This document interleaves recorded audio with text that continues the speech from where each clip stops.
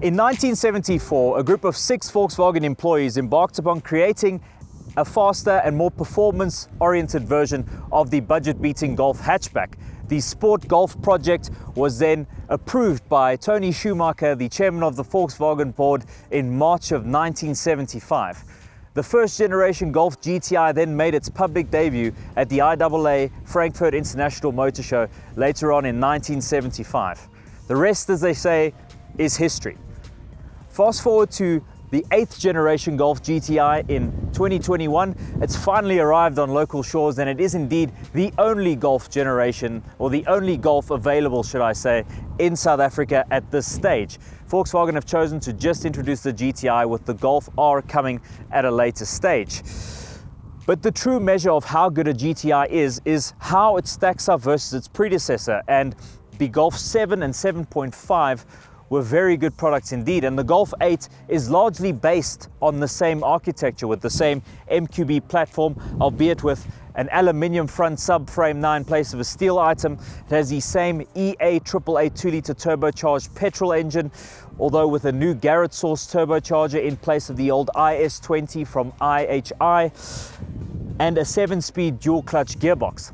This results in 180 kilowatts of power, 370 newton meters of torque, and performance figures that are roughly similar to its predecessor, with 0 to 100 coming up in a claimed 6.4 seconds and a top speed of 250 kilometers an hour.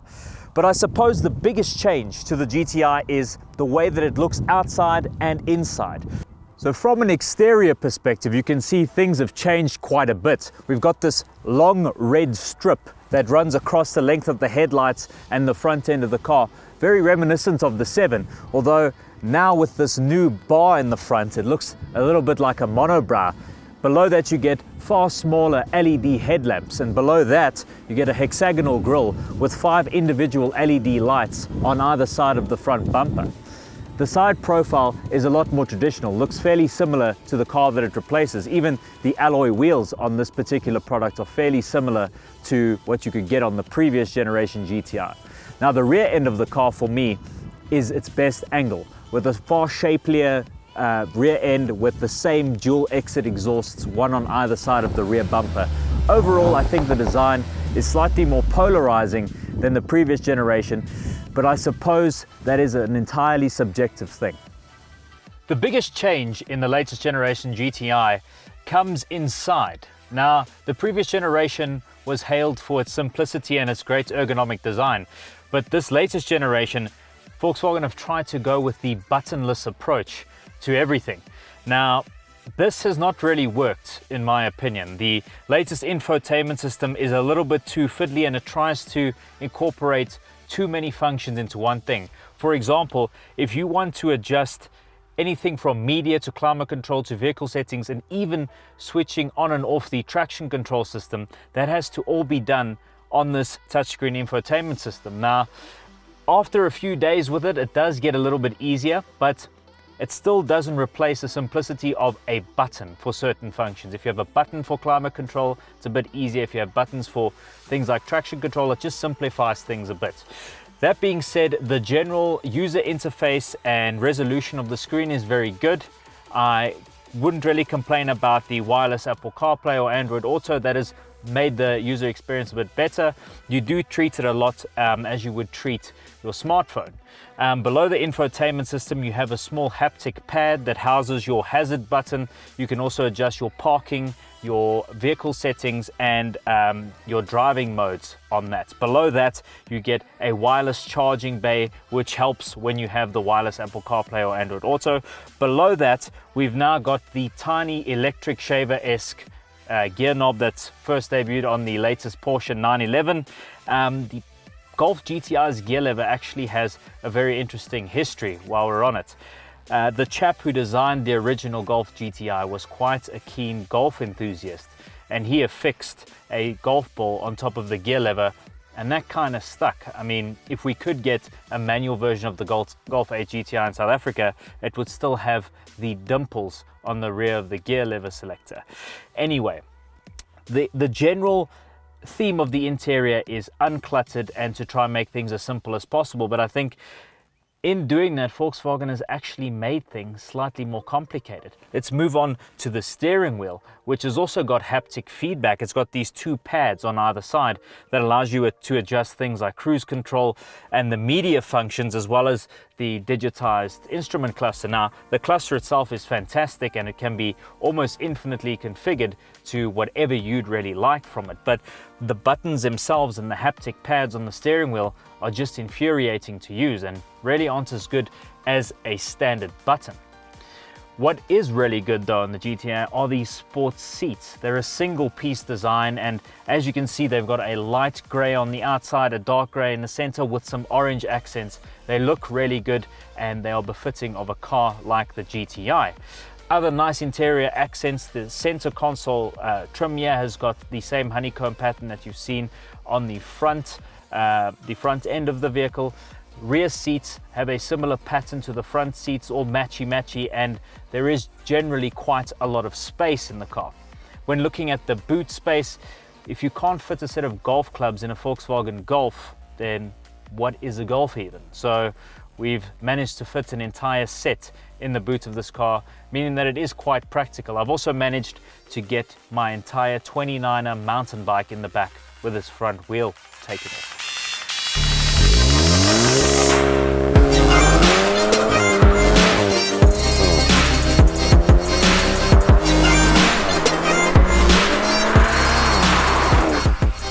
The thing that's always impressive about GTIs is their ability to combine performance driving with daily usability in a way that most hot hatches can never match. Now, a lot of hot hatches have gone down the road of being too focused on performance and being too compromised from a daily perspective, and that's really where the GTI shines. This particular 8th generation variant I'm driving here is no different. It is really a pleasure to drive on a daily basis. If you put the driving mode in comfort and you just let its gearbox do its thing, it really is such a pleasant thing to drive. But if we push on a little bit,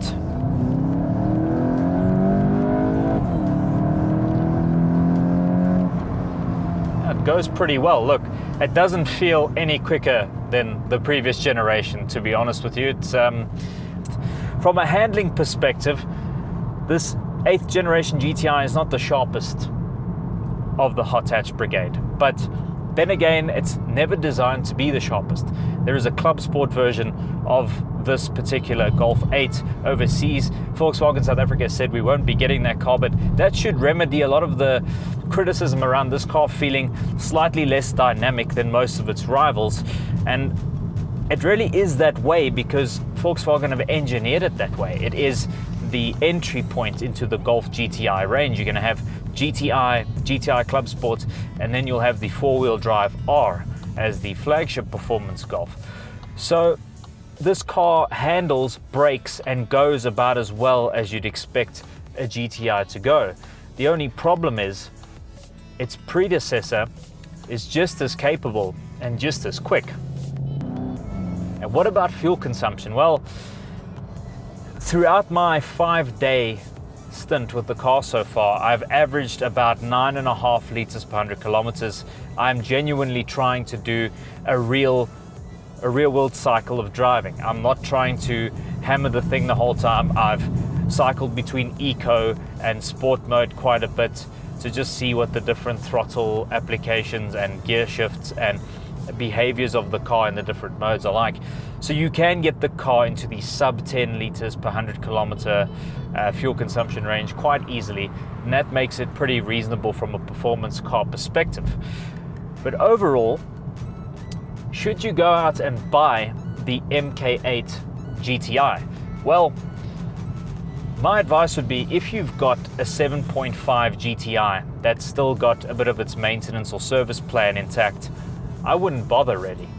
But if you're someone driving a Polo GTI, or perhaps you're a first-time performance hatch buyer and the GTI has caught your eye with its new styling and digitized interior, then that's perhaps the one to consider. Me personally, I prefer its predecessor and would probably wait to see if VW do pull the trigger on something like a club sport within the local market. But then again, it doesn't really matter what I say, because the order books are already full and you're probably going to go out and buy the GTI anyway, because it is a GTI. Thank you guys so much for watching. Don't forget to like, subscribe, and leave a comment on the Auto Trader YouTube channel. We genuinely enjoy your patronage and your support. Until next time, cheers.